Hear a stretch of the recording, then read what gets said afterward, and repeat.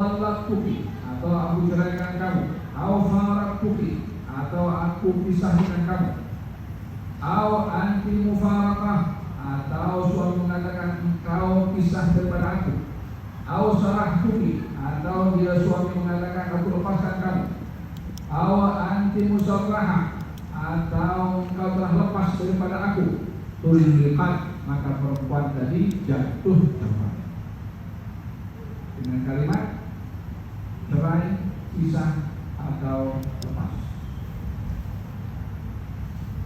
Wa illam yadri, walaupun tak niat.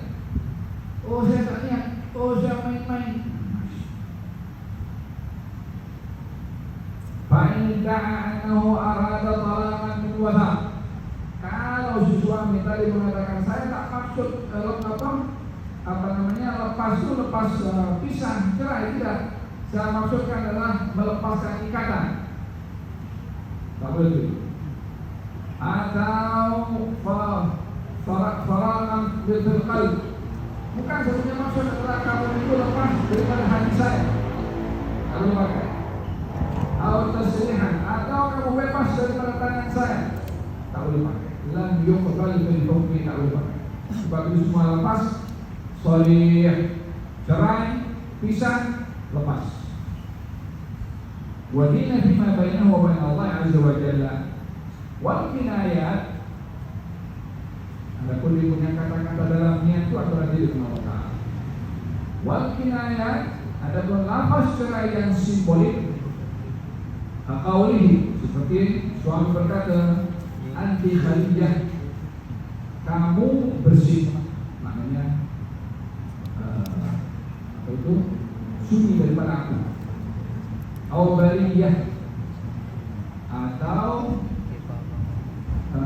terelak daripada tanggung jawab aku. Wabattah, jauh daripada aku. Wabattah, wabani, haram, wa anti kalmayitah, kau macam bangkai. La haula wala quwwata illa billah. Maksudnya orang tak mau menikah dengan bangkai, diberikan perumpamaan istrinya sebagai bangkai. Atau kamu haram kepada aku, atau mengatakan beridahlah kamu, atau mengatakan bersihkanlah rahim kamu, atau mengatakan tutuplah dirimu daripada aku, atau mengatakan jauhkanlah kamu daripada aku, atau mengatakan hiduplah kamu bersendirian tak perlu aku, atau pergilah kamu kepada keluarga kamu.